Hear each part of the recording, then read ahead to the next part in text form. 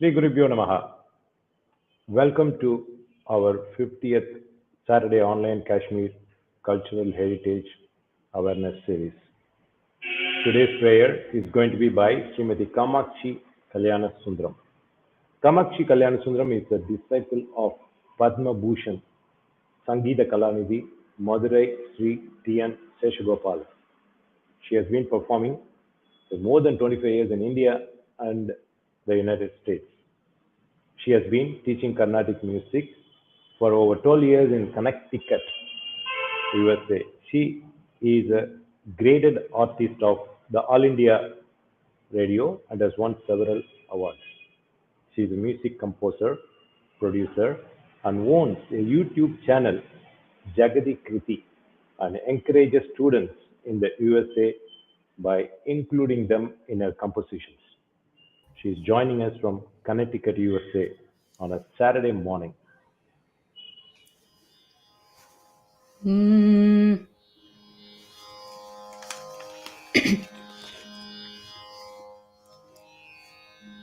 अज्ञानान्तर्गगनपतितान् आत्मविद्योपदेशैः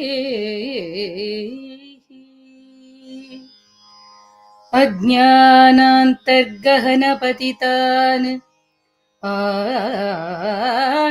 आत्मविद्योपदेशैः त्रातुं लोकान् भवदवशिकतापपपच्यमानान् त्रातुं लोकान् भवदवशिकतापपपच्यमानान् मुक्त्वा मौनं वटविटपिनो मूलतो निष्पतन्ति मूलतो निष्पतन्ति शम्भोर्मूर्तिर्शरति भुवने शङ्कराचार्य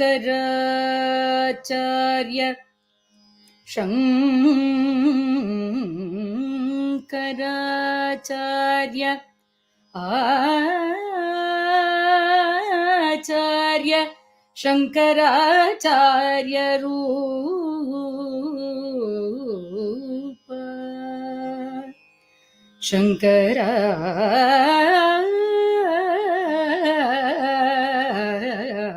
शङ्कराचार्य रूप.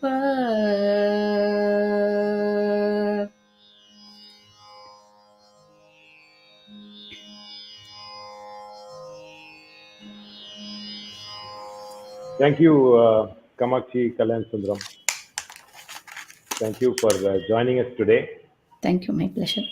And we hope to see you more and also your students in our series as this is ongoing. Thank you very much. Thank you.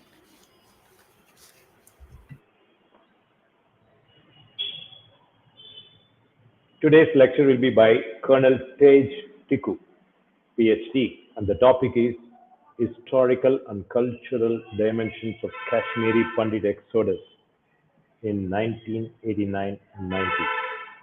As always, we offer our Namaskaram to His Holiness Sri Shankara Vijayendra Saraswati Swamigal, and we thank Kanchi Mutt for our Kashmir Initiative series.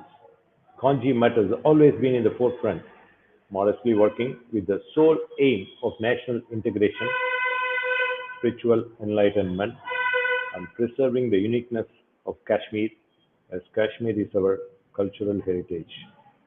We are very pleased to introduce Col Tej K Tikoo, Retd.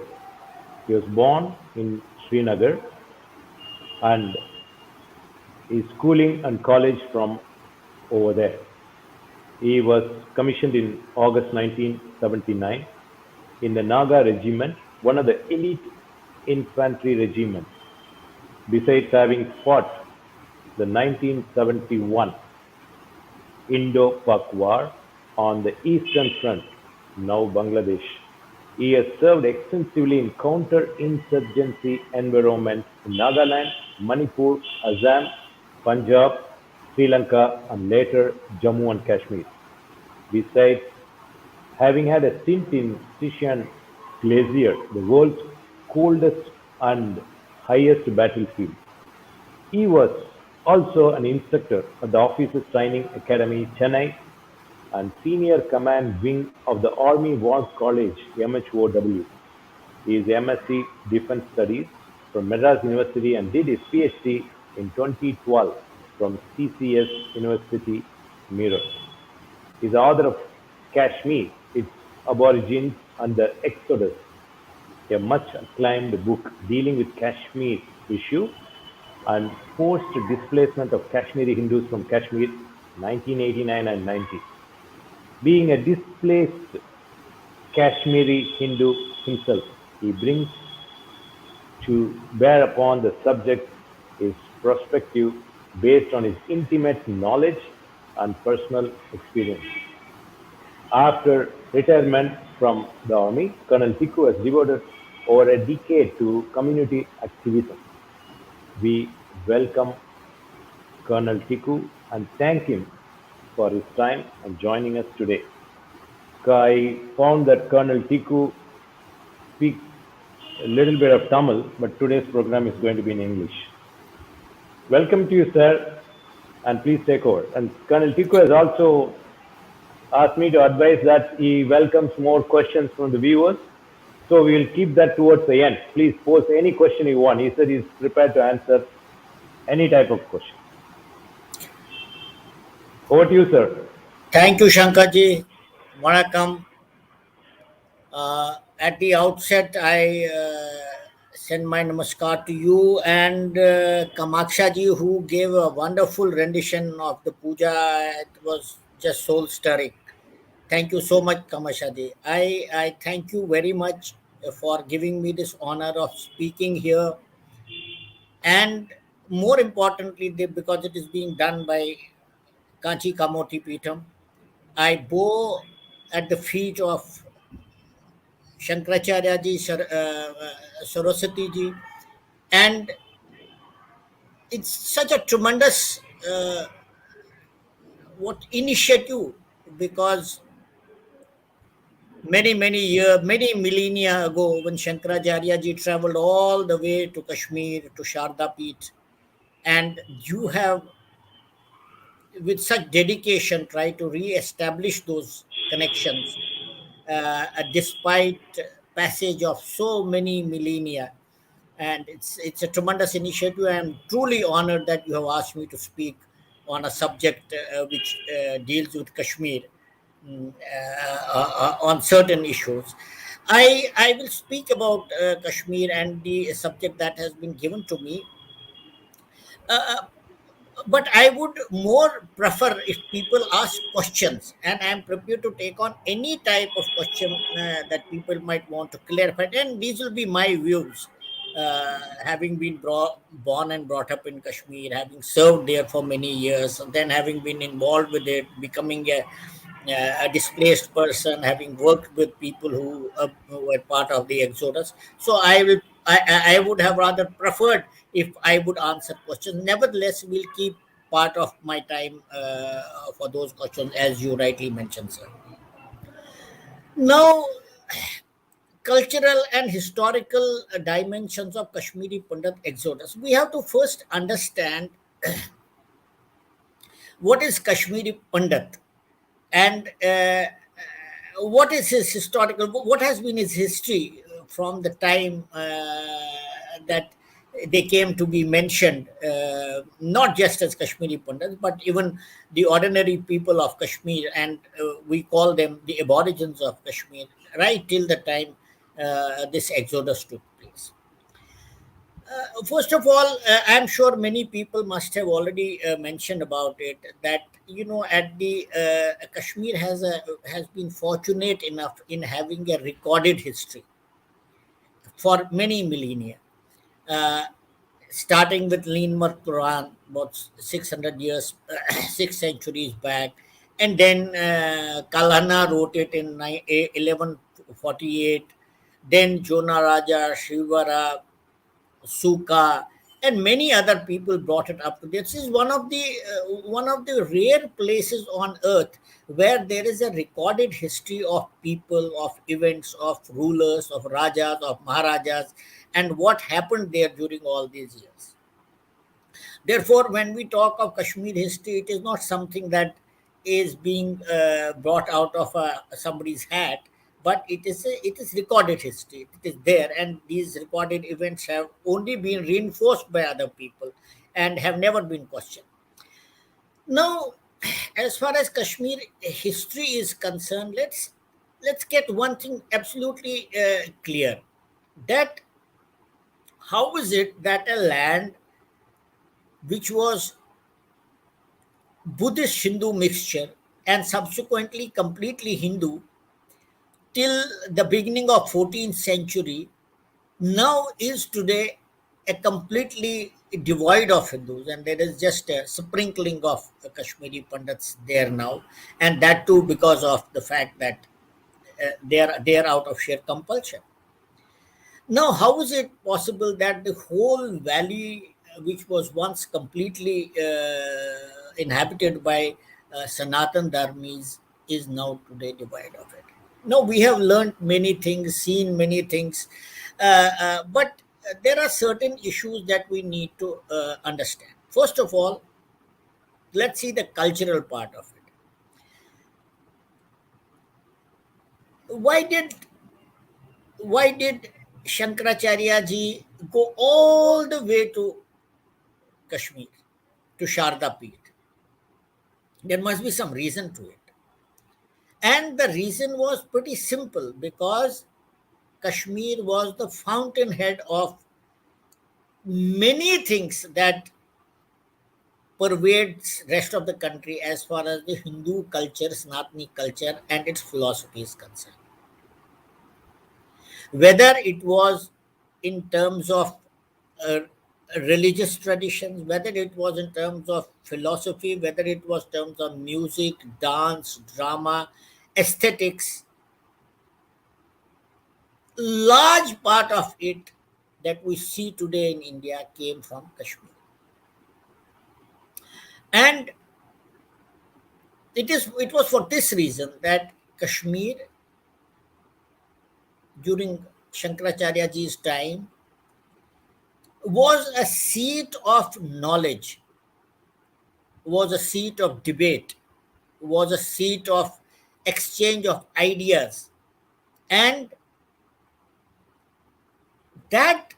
those exchanges of ideas finally traveled far and wide, and that is why Kashmir was always considered to be a fountainhead of Sanatan philosophy.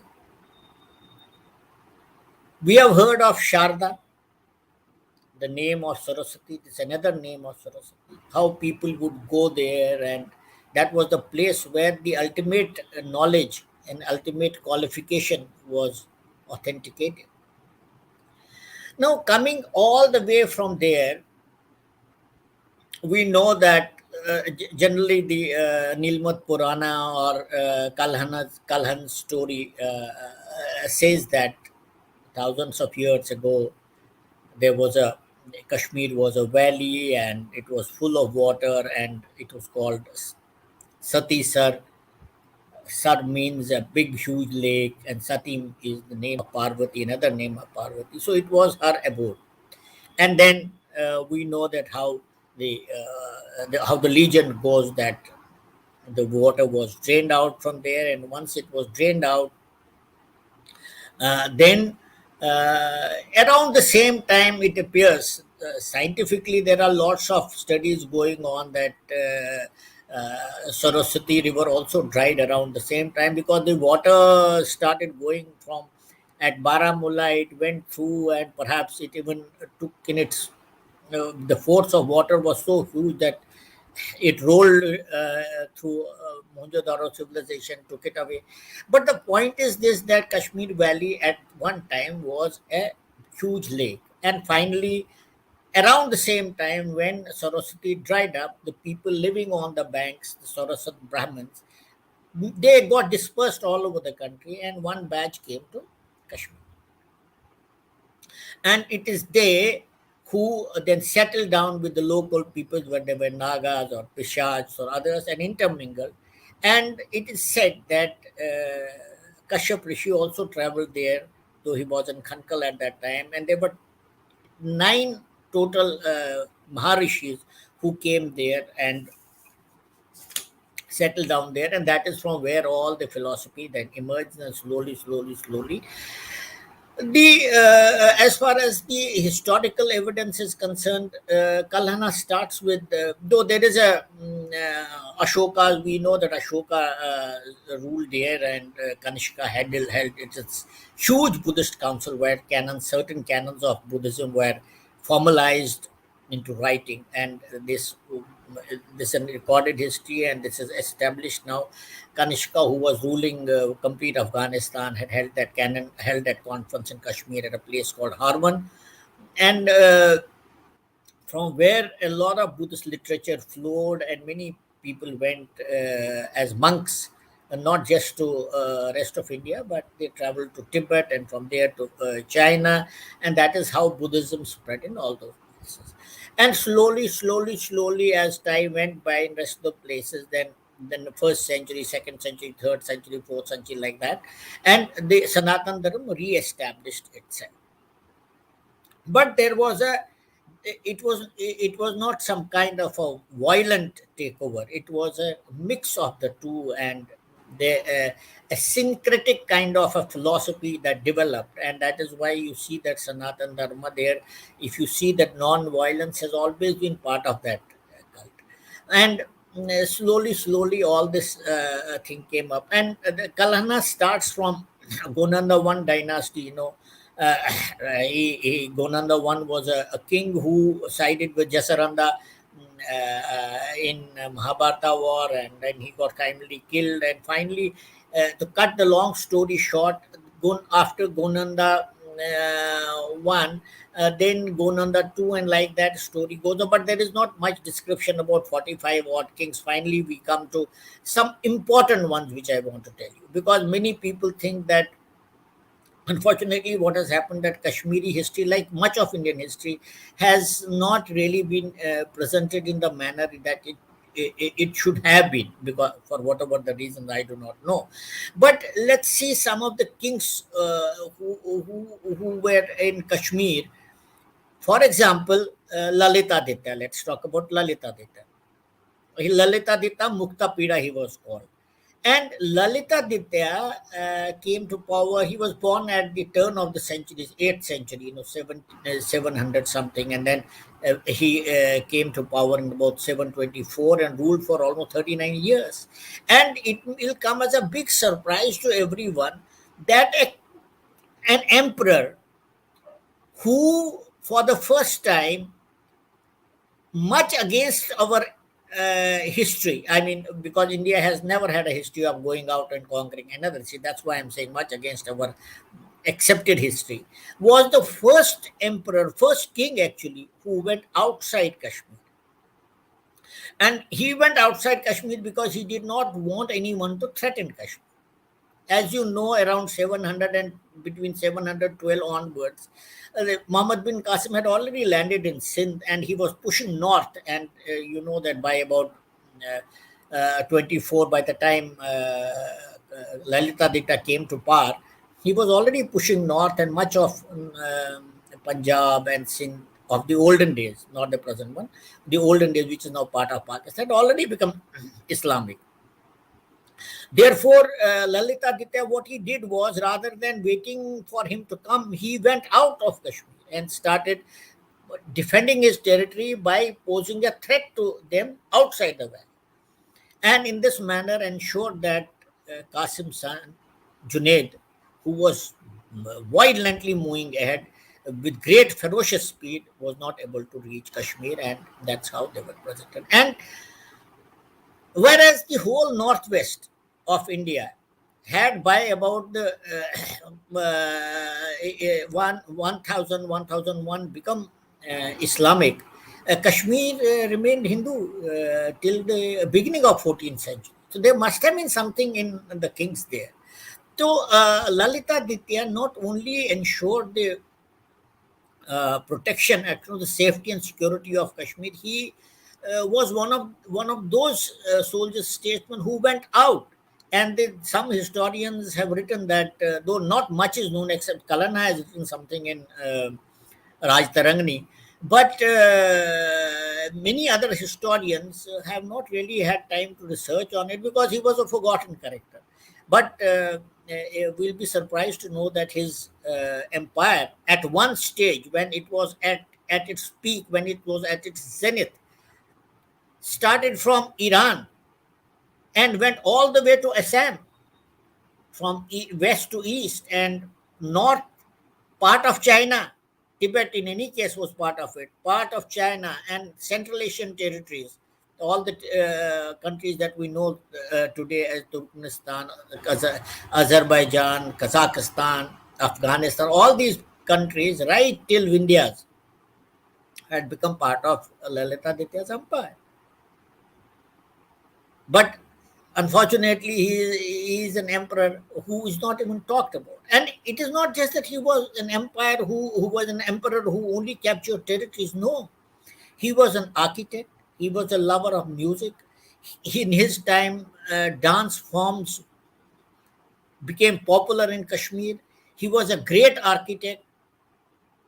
He was a great administrator. He is the first man in Kashmir who ensured that the valley, which was devastated by floods every year, is rid of these floods, because he ensured that the basic cause of flooding, that is the collection of water near Baramulla Gorge, is cleaned out and water allowed to flow during heavy rains, and that's how large part of Kashmir Valley was brought under cultivation because of him. He was a great architect. We know how he constructed Martan Temple, and Martan Temple, even today, if you go and see, I have been visiting that place. Many of you must have gone and visited. Even in its ruins, it's a magnificent sight of grandeur. And it took Sikandar Butchikin, Sikandar the iconoclast, it took him 1 year to destroy it. And when he could not destroy it, finally he had to dig pits, put wood in that, and burn that wood for months on end, so that the foundation gets weakened, it falls, but yet it is there. So you can imagine. He built up Pariharspura, new capital, and ensured that all the kings around his territory paid tribute to him. Now, another king I want to discuss, that is Dada Jasraj. You know, we talk about Ghazni having come to Somnath and having attacked it 14 times and looted everything. But how many people know that Ghazni tried to capture Kashmir? Attacked Kashmir not once but twice, in fact 3 times, but majorly twice, and was defeated by Dada Jasraj, who belonged to Lohara dynasty.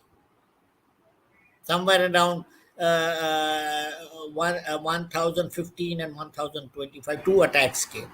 And Ghazni had to beat a hasty retreat. It's in the second attack, he did capture a place called Udyana. Udyana in Buddhist means a garden, where he then settled Bazlak and Swat tribes. And that place, even today, is now called Swat. And we call them Swatis, the place in northwest frontier province of Pakistan.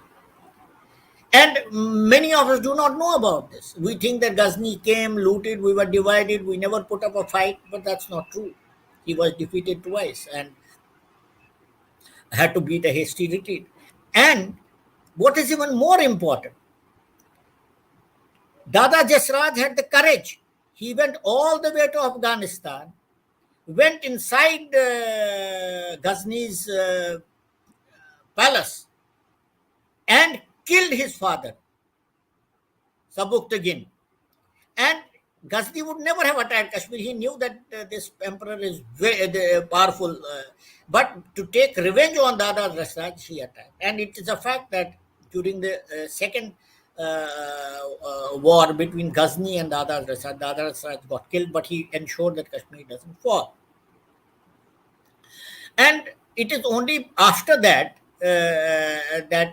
when the downfall of Lohara dynasty started, the most crucial part is between 1301 to 1339, when all the trouble started for Kashmir.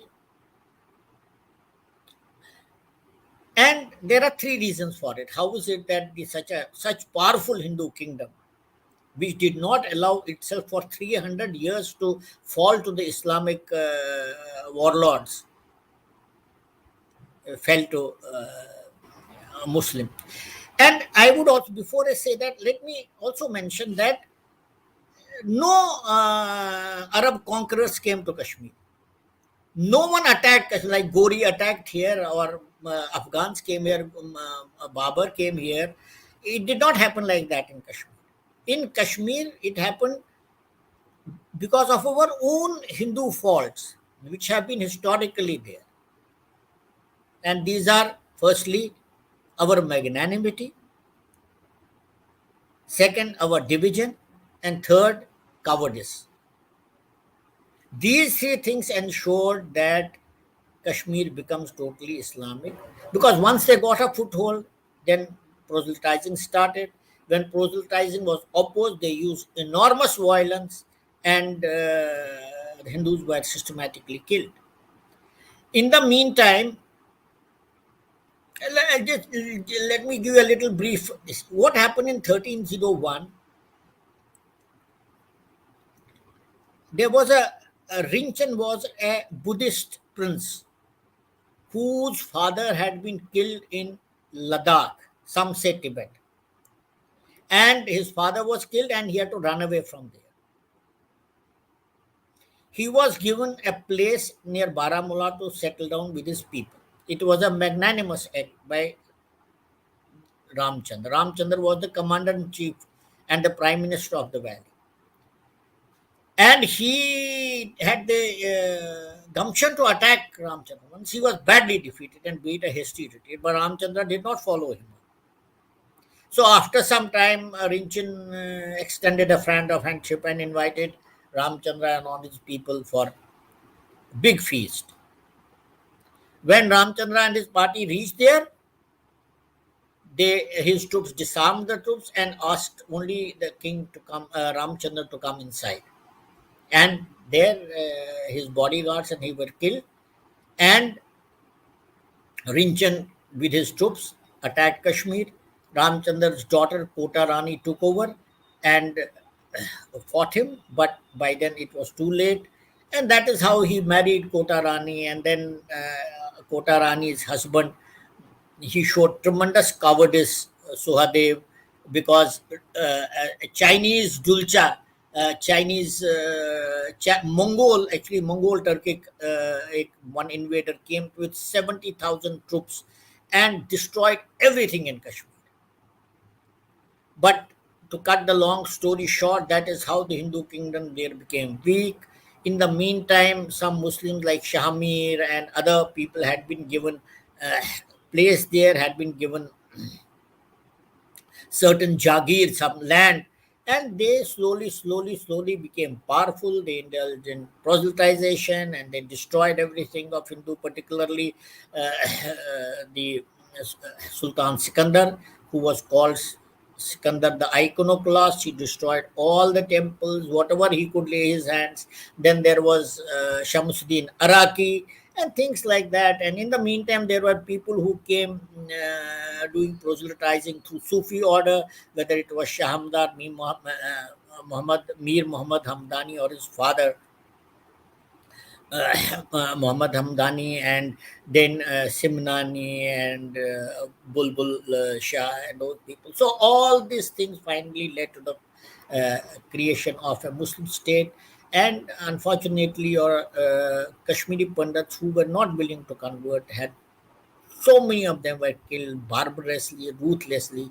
In fact, there are many places in Kashmir. There's a place called Bhat Mazar, that is graveyard of the Kashmiri Pandits.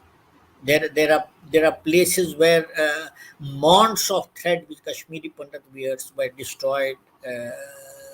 So many of them were killed, and that is how Islam came there, and that is how we whole thing became Islamic over a period of time. And now this is historically we reached there. Then came independence, and I would want that people should ask me questions on the latest exodus, because before our exodus, this was the seventh exodus that took place in 8990.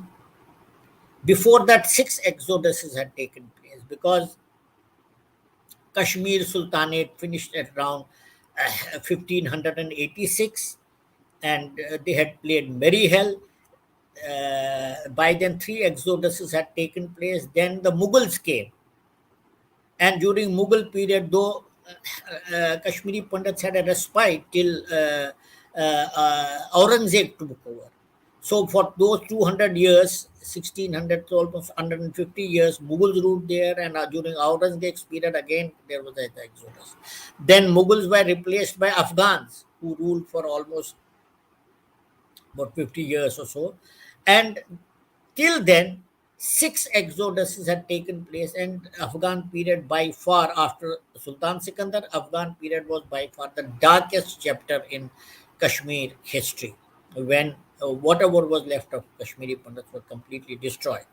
And then we have the Sikh rule, during which time there was some respite for Kashmiri Pandits.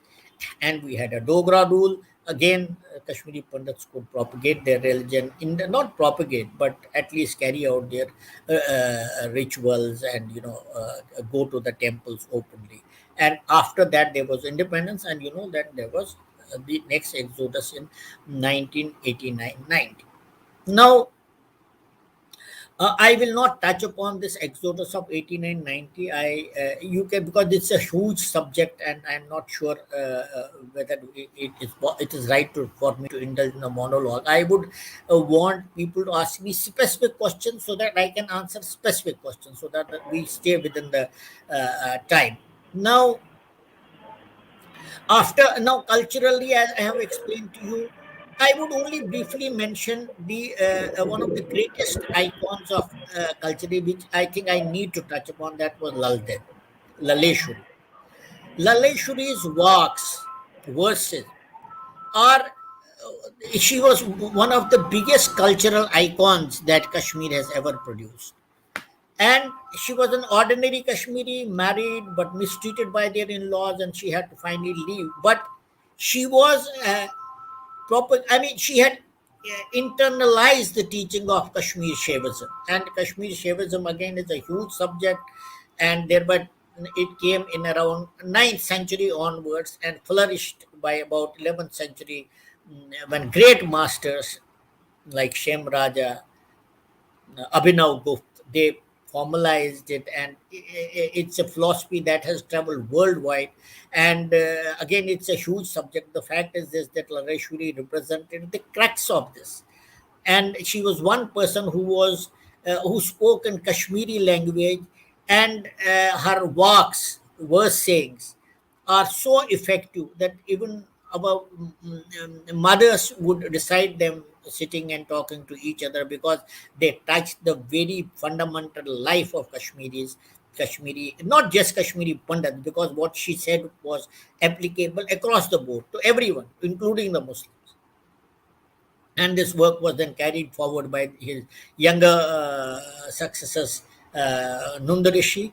Nundarishi, again, was his father was a Kashmiri Pandit, whose name was Salar Sanz, and he had converted to Islam. And Nundarishi also followed in the footsteps of Laleshwari. And Laleshwari was born during the time where there was utter turmoil and turbulence in Kashmir, and her pain is reflected in her verses and works. And that is how this cultural thing kept on going, particularly Kashmir Shaivism, of which you have done many programs, I have seen that. And that is how the Kashmiri culture and its history got embedded into each other. But unfortunate part is now what has happened. The last thing I want to say before you ask me any question. Kashmiri Pandit culture, or for that matter, culture of anyone, is deeply embedded in the earth, in the land in which they live. Whether it is the streams, whether it is the rivers, whether it is the sages, whether it is the asthapans, everything is connected with that. And because Kashmiri Pandits were by and large believed in Kashmir Shaivism, everything connected with their religion and religious traditions existed in Kashmir. And this is the biggest challenge we are facing, how to keep it alive, because we are no longer there. And I would say that one of the biggest, of course, having been deprived of our place is there, but that our moorings have been cut with Kashmir, where everything exists. As Kalhana said, there is not a speck of ground in Kashmir, even as big as a sesame, where there is not a Tiratha, which is not a place of pilgrimage. That is what Kashmir was for us, and that is what we lost, let's hope temporarily, when we came out of that place. So now I will take on whatever questions you might have, sir. Thank you, sir. That is a very interesting, quick, concise history lesson till today. You touched upon many points, and you also mentioned that's going to be a different topic. Maybe you should come back and then highlight those that you touched upon today. Among questions, what we see here, first of all, I salute to you for fighting for the country against Pakistan. So somebody has just mentioned Thank that. you. I don't see that many questions, but I think based on the intro, maybe questions will be forthcoming. Okay. Before we see any questions, I thought I'll discuss with you a few things based on what you clarified today. You Shankarji, mentioned, yes, can I just, I have not spoken about the exodus yes. of 89. If you want me to touch on that, I can touch If you on that. can, But I please, cannot. yeah, we have time. And meanwhile, we can see questions. If you can touch upon that, Okay. few lines, that will Okay. complete then Okay. the history Now, lesson that you started with. okay. Now, first of all, we have to understand what was so different about this exodus which took place in 89-90 compared to the exoduses that took place earlier. There is a huge difference, and it's a matter of shame, actually. First of all, when those exoduses took place, we were not part of a secular, democratic, sovereign country at that time. Kashmir was ruled by fanatics, whether it was during Sikandar Butchikan's time, whether it was during Aurangzeb's time, whether it was during Sultans, whether it was during Afghans. They did what they wanted to do, and there was nobody else who could challenge them. But the biggest difference in 89-90 is that we were part of a democratic, sovereign, secular India. That such a thing should happen in a big country like India is a matter of concern, and I'm not sure if people have really looked at it this way. How can any community or ethnic group or a religious group be thrown out of a place in a country which swears by democracy, which swears by secularism, which swears by being a sovereign republic? So the biggest difference was this, and this is something we need to examine. I mean, let's say, for example, why did it happen? After all, how can, and it was at that time the biggest exodus, biggest ethnic cleansing. It was in fact a genocide. How is it that we allowed a situation to develop in Kashmir where a whole ethnic group is completely cleansed out, and they leave behind hundreds and thousands of millions of rupees of property? They are they are uprooted from their places overnight, and they have to go and live like refugees in some other part of the country because the people there won't accept you. How is it that between 1988 and 89, when we saw things coming, when the Pakistani interference, when Pakistani sponsored terrorism was visible to everyone, but it was not visible to those in India who were meant to act on it. These are not questions that have been answered till now, because these are uncomfortable questions. They are questions on which there seems to be no answer. There will be answers, but I'm sure all those who were in power don't want to answer them. How is it that despite that cleansing that took place with us, now we have been in exodus for 33 years, but not much is being done about our rehabilitation? Is it that government of India has given up on us? Is it that they are finding ways and means of taking us there? And how many years it is going to take more? Because the biggest worry of Kashmiri Pandits is that will Kashmiri Pandits survive till then? After all, it's a very small community. And our birth rates are also much below our replacement levels. And secondly, how can any country, except a sovereign country which swears by secularism, accept a situation where an ethnic group is uprooted and you're not able to take it back? Because it is a straight blow on the nationhood itself. So these are the questions which people in power have to understand and have to accept and have to answer. Was it not a fact that during 88 during the 80s, in fact the entire 80s, if you see the conditions in Pakistan when they joined hands with America and became their stalwart ally while throwing out the Soviet Union from Afghanistan, when America joined hands with Pakistan, and a huge lot of weapons and ammunition and money and effort and international aid poured into Pakistan, did they not know that part of it was being slowly diverted to Kashmir by General Ziaul Haq? He is on record as having met the Jamaat Islami people and told them, you give me the cadres, I will liberate Kashmir for you. These are all historical facts. How is it that our intelligence people did not know about it? And if they knew about it, what exactly did they do? We go to, if you quote Jagmohan's book, My Frozen Turbulence in Kashmir, he has written it. That letter he has introduced in the book, which he wrote to Prime Minister Rajiv Gandhi then, stating that this is what is happening in Kashmir. You better take some precautions. But we did not. Why was it done? How is it that the whole system there became subverted to the extent that in police stations, Kashmiri Pandits were killed by their own police colleagues? Who's answerable for it? Therefore, what happened in 89-90 is a lesson. Whether something is done about it or not, unfortunately, what has happened, if you know, there was a case taken up in the apex court in the country. They said it is too late now to do anything about it. So many people started asking questions, but the Sikh rights, anti-Sikh rights took place in Delhi before us, 5 years before us. Those cases are being opened. Why not ours? So that is I don't know exactly what is the legal.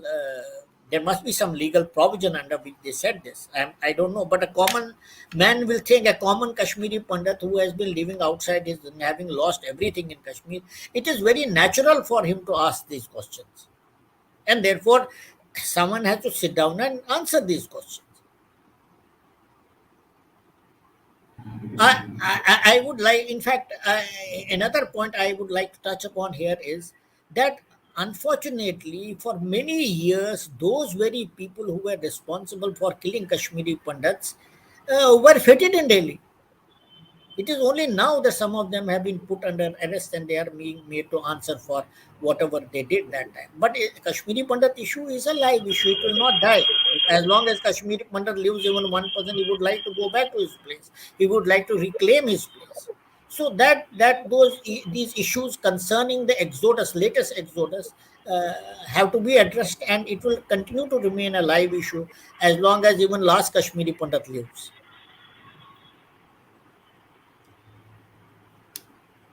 Yeah, there are, Colonel G, there are few interesting questions. Only you can answer those questions.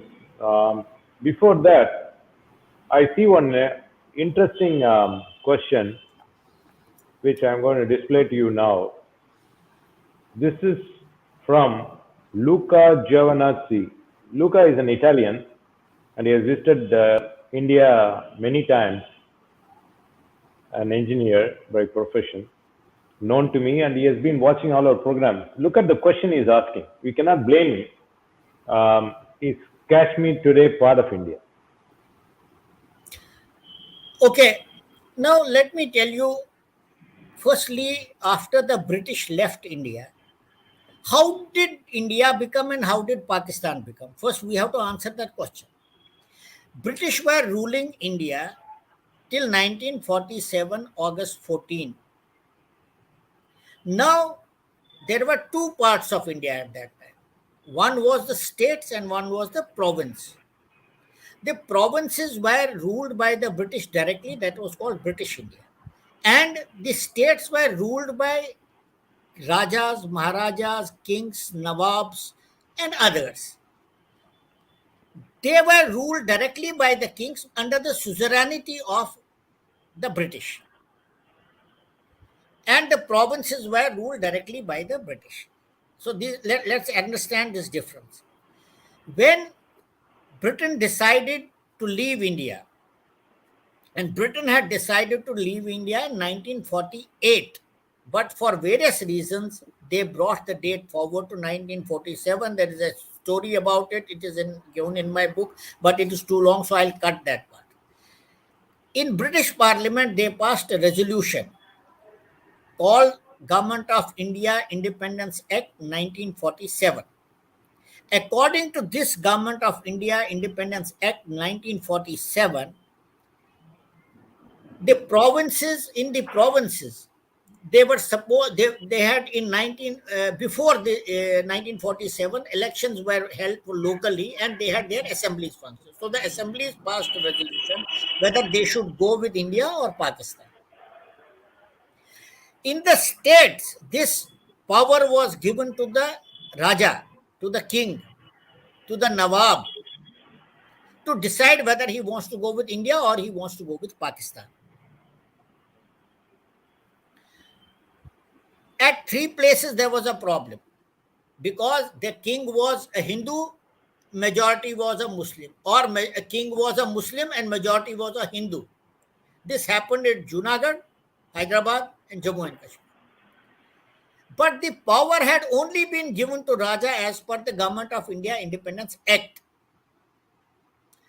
In Kashmir, Maharaja Hari Singh did not decide on 14th August whether he should go with India or Pakistan. So Government of India continued to wait and Pakistan continued to wait. We will not talk about Junagadh and Hyderabad because it will become too long. In 1947, on 14th August 15, on 14th August, Pakistan came into being. On 15th August, India came into being. At that time, Maharaja Hari Singh, who was a ruler of one of the largest princely states, did not decide whether he should join India or he should join Pakistan. There are various reasons for it. We'll again not go into these. But on 22nd October, Pakistan attacked India. It sent its demobilized forces. Second World War, if you remember, had been fought mostly for British India by Indian troops. There were 2 million Indian soldiers, and a large part of it had come from northwestern frontier province. When they got demobilized, Pakistan came into being on 22nd October. That means nearly more than 2 months after Pakistan had come into being, and J&K Maharaja had not taken a decision. They attacked Kashmir. And Maharaja had only 4 battalions to defend a huge territory from Gilgit down to Akhnur, to Sialkot. And they had a free run. These troops were commanded by Major General Akbar Khan of Pakistan Army.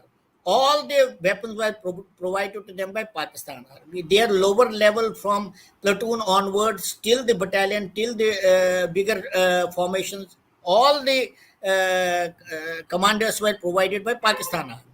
And they had a free run. They indulged in a lot of killings and all that. Baramulla. I would request this gentleman to read, not my counts, read the counts of those nuns and sisters who were running Baramulla convent school and the hospital, what they did. They indulged in loot and killing and everything. And this continued from 22nd October to 26th October. On 25th October, Maharaja Hari Singh sent a request to Jawaharlal Nehru, the Prime Minister of India, and the Governor General was a British himself, Mountbatten, to send troops to save him from Pakistani marauders. But Nehru did not accept it. He said, "You have not had an accession with us." And Mountbatten agreed with that. So he said, "Unless you do accession with us, we cannot send troops." So on 26, he signed an instrument of accession, the same instrument of accession which was signed by 567 Rajas and Maharajas. After signing of that accession on 27th October, the first Indian troops landed in Kashmir, and slowly, they were thrown back to where the LOC is. Then India took the case to United Nations because Jawaharlal Nehru had great faith in United Nations. We know that he was a peacenik. He had worked with Mahatma Gandhi, who believed in non-violence. They took the matter to United Nations. Unfortunately, India did not accept it. He said, "You have not had an accession with us. We cannot send troops." So United Nations agreed to send troops to Kashmir. And on 28th October, I think we lost him. Maybe he's having problem with internet. I don't see him online. Hopefully he comes back soon to answer one question raised by Sarala Jagannathan. Let us go through this. It's quite lengthy, but I think this is the right question. It's an honor listening to you, a veteran, for whom we Indians have the highest regard and respect. My only question is this: why didn't the Pandits unite and fight for the rights post the Exodus? Though you are scattered all over the world, you could have still come under a single umbrella and fought back. I have many Kashmiri friends who still are not sure if they want to fight for their lost homeland. You have the support of Hindus pan India. Shouldn't the Kashmiri Pandits unite and fight? This is an interesting question which Colonel Tikoo only could answer this. And coming back to the old question that I posted, Kashmir is today part of India. It looks like we have to carry on with this awareness series overseas too. I'm glad people are joining. We have friends listening to our series from parts of Europe, UK, Sri Lanka, Mauritius, and quite a few. And the question Luca asked is Kashmir today part of India? there That was is, yeah, something. I lost you, but I lost you, sir. Welcome back. Sorry, I Can you think hear? something happened with the Okay. system. Yeah, yeah, I could see that. Now, there is a question by Sarla Jagannathan I was talking about. First, she is saying it's an honor listening to you. So it's a great honor having you, Colonel Sab, in our program. Now, what she's saying is, hope you could read that. Only question is, why didn't the Pandits unite and fight for the right post the Exodus? I think it's not an uncomfortable question. I guess it's a good question. You want to see the question There again? is a no, no. I got the question, and I wish I could really answer this question. I myself do not know. Perhaps there is a point in what you are saying, and I think I, as a Kashmiri Pandit, having dealt with this issue, uh, What happened was that two things happened simultaneously. First of all, if you see the conditions in which we left in 1989-90, at that time the whole system was against us. If you take out the newspapers of that time, take out the magazine, take out the coverage, hardly anybody spoke about us. It is only now, after we kept on crying and shouting, that people got to know that something like this happened. I can tell you, I used to travel in a train and people would ask me, okay, have you locked your houses? Is your house with a tenant? Those are the kinds of, there was total lack of awareness of our issues. This was one reason. Second point is, we when we left, we had nowhere to go except for refugee camps. But most of the, because what was happening, if you see the period between 1947 and 1989, Kashmiri Pandits would rarely get a job in India, in Kashmir. So most of them were anyway, their children were out. So people, when the exodus took place, they went to stay with them. Large number of them went to different states. So in a manner, they lost their voice. Those who were left in the refugee camps, they were living in a system where nobody really listened to them, and their matters were totally put under the carpet because we did not want to destroy the concept of secularism, or whatever was the reason. Because if you talk to any, at least I talk 30 years, I have been talking to people, nobody knew that such a thing has happened with Kashmiri Pandits. Under the circumstances, when we were dispersed, we were nearly about 3.5 lakh people left that place. We were dispersed all over the country, and now we had a big problem at our hands, was to educate our children, to look for our source of income. People had lost their job, they had lost their houses. So those were all the reasons why we could not organize ourselves and fight back. For a small community, we tried to do our best. In fact, we spoke wherever we could. Then we could not do anything else besides this. But you might say that many people ask, why didn't you fight back and all. That's another matter. And we could not have fought back, because then you would be fighting India as well as the jihadis. So that is why we would not want to create more difficulties for government of India, because at that time even they were taken by total surprise. I want to tell you militarily, let me tell you, when this thing started in 89-90, there were hardly any troops there. There was one division which was defending the line of control. There was no Rashtriya Rifles at that time. There was no BSF. There was no CRPF. There was nothing. There was one infantry battalion that took care of the whole of Srinagar. And at that time, the insurgency, every single man was an insurgent. The common people had gone against India. The JKLF that you see was openly killing people, and the whole government was subverted. They were part of them. Therefore, it was a tremendous challenge, in which government of India itself was taken by surprise. So how could Kashmiri Pandit really get any succor? They didn't get any succor, for the simple reason that India itself was taken by total surprise. And this is well written by Jagmohan in his book. No, like you mentioned, it is not that Pakistan recouped and mobilized in 3 months' time, that they fought a war or anything. It is like squatters' rights; they just got in because nobody was prepared for all that. Correct? That is the reason. Yeah, see, we have to understand what happened. The infiltration. What happened was, let me tell you, Kashmiri in Kashmir, the insurgency was started by Kashmiri youth. There was not a single Pakistani between 1988 and 1990 end. In fact, Pakistanis in the form of Lashkar-e-Taiba, Jaish-e-Mohammed, uh, and many other organizations, there were hundred of them. They started coming only end of 91 and beginning of 92. Before that, the insurgency was completely run by Kashmiri Muslim youth.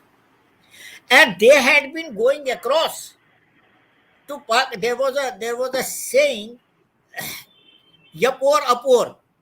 I mean, when from the Baramulla bus stand, the conductor would starting the bus before say Apor Yapor. Apor means you want to go across or you want to go this side.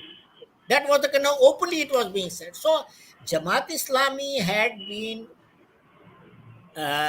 galvanized by Ziaul Haq during the time between 1983 to 1985, 88.